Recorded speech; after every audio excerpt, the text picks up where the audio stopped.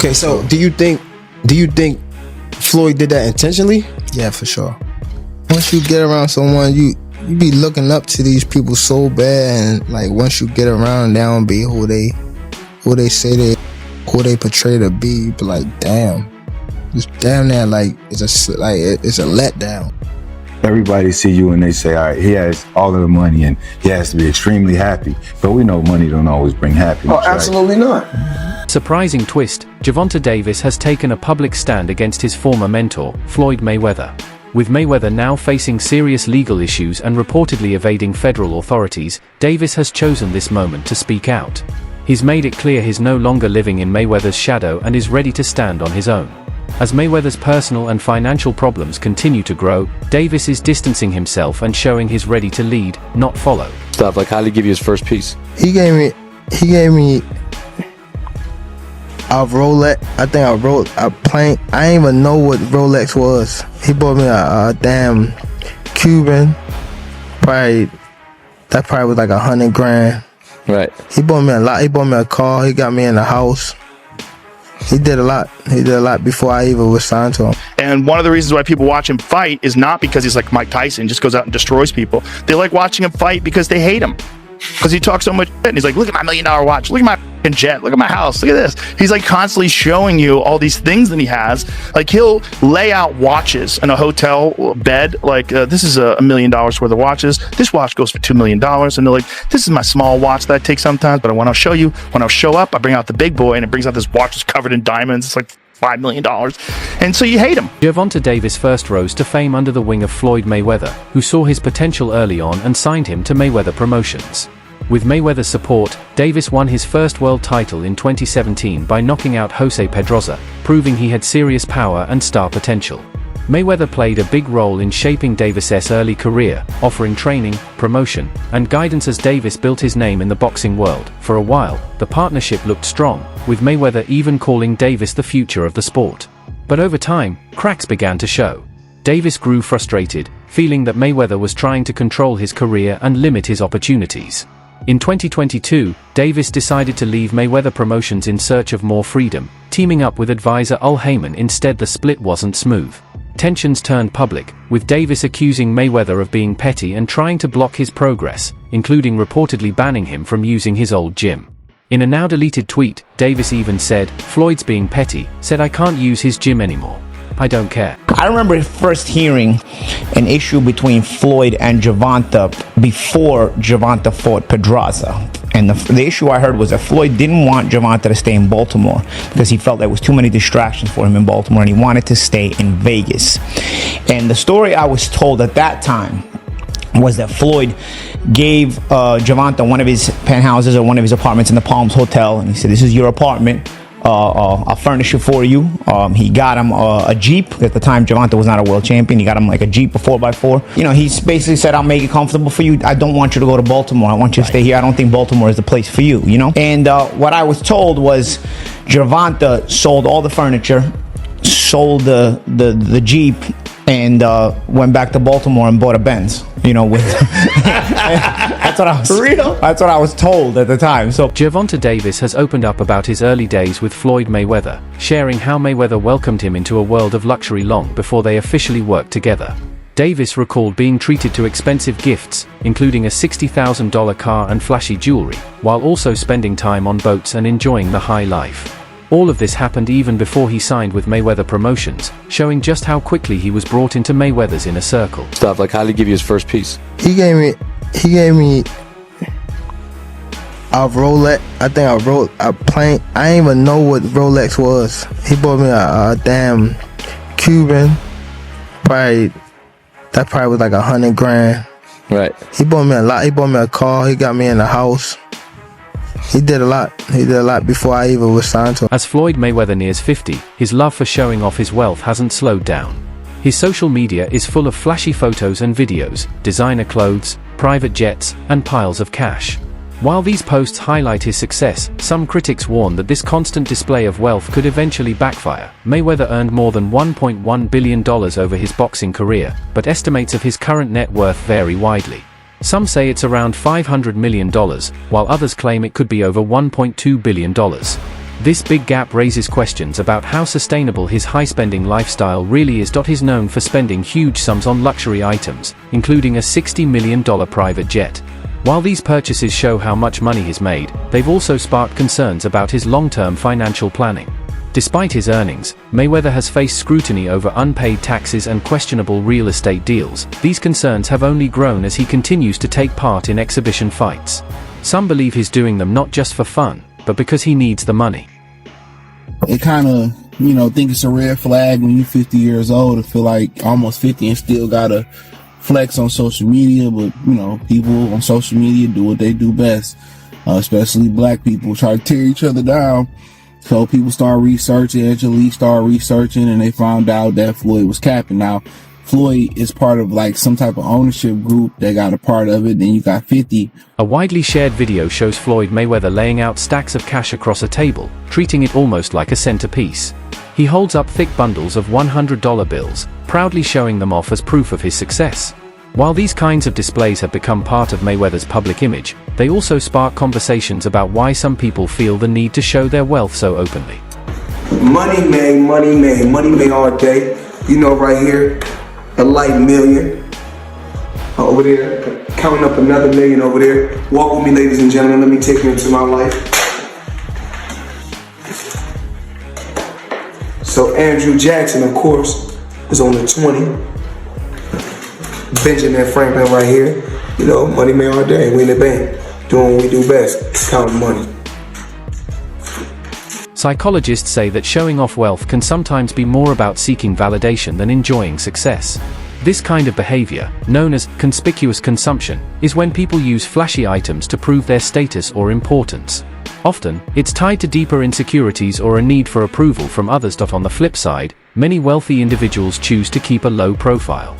They believe real financial security doesn't need to be put on display. For them, true wealth is about stability and quiet confidence, not about constantly proving how rich you are. Money made all day. Right here, a light million. Over there, counting up another million over there. Walk with me, ladies and gentlemen. Let me take you into my life. So Andrew Jackson, of course, is on the 20. Benjamin Franklin right here. Money made all day. We in the bank, doing what we do best, counting money. Floyd Mayweather's love for the spotlight goes beyond just expensive gifts. When he arrived in Mexico City for his exhibition match against John Gotti III, he made a grand entrance in a bulletproof armored vehicle. While this certainly grabbed attention, it also sparked criticism from fans and commentators, who questioned whether such a show was really necessary. Although these actions fit with Mayweather's larger-than-life brand, they also point to a deeper issue, a constant need to flaunt his wealth, no matter the cost. This behavior raises concerns about his financial habits and the message it sends about what success and security should look like.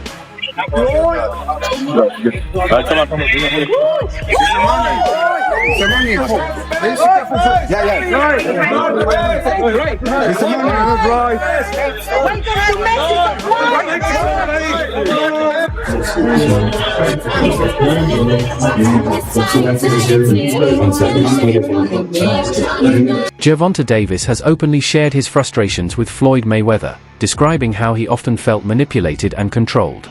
He recalled times when he was pressured to take fights, even when he wasn't ready or dealing with personal problems. For example, Davis said Mayweather pushed him into a fight with Jose Pedroza, even though he was financially struggling and had just been evicted from his home.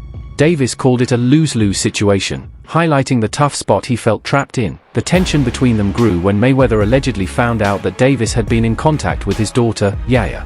This personal issue reportedly led to professional fallout, with Davis feeling that Mayweather's actions were more about personal grudges than professional concerns. Davis also suggested that Mayweather's lavish gifts, like expensive cars and jewelry, weren't just acts of kindness, but ways to control him. While these gifts might have seemed generous, they may have created a sense of obligation, making it harder for Davis to break free from Mayweather's influence. These issues eventually led to a very public and messy split. Now, Davis is forging his own path, determined to build his career and identity outside of Mayweather's shadow. This situation highlights the complicated nature of mentor-mentee relationships, especially when personal and professional boundaries get blurred. Set you off that you was like, I gotta do that. A lot of people don't know that what Floyd do. He said. So you feel like it was a sub, like he was subbing you, like, oh, like he was going at me.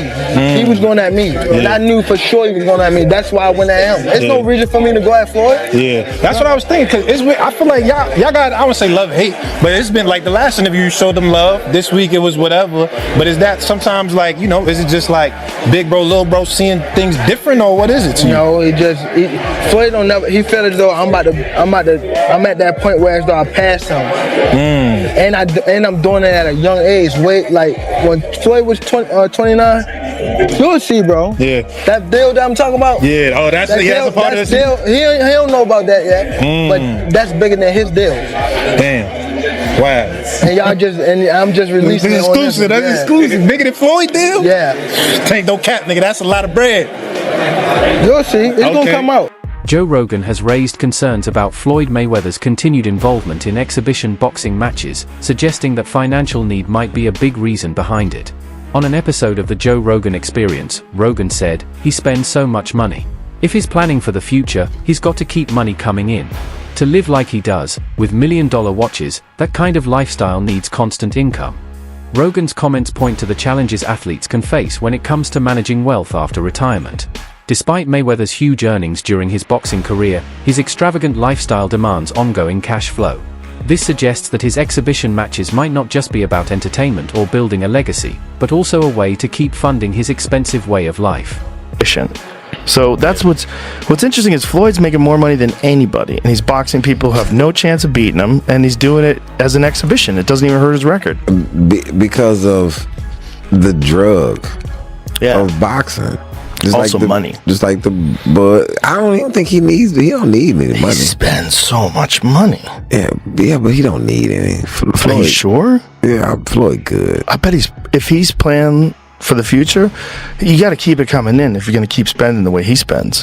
Yeah, but I think he has a lot of other business interests that he can get money from. Hopefully, and not just boxing.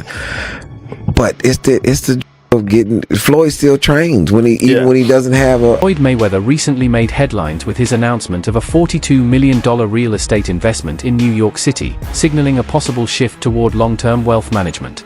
The deal, which supposedly includes 62 multifamily buildings with over 1,000 units in Upper Manhattan, was shared by Mayweather on Instagram, where he proudly stated that he owns the properties outright, without any partners. This investment could be seen as a response to criticism of Mayweather's extravagant spending, showing a focus on more sustainable financial ventures. However, there's some doubt about the deal's legitimacy.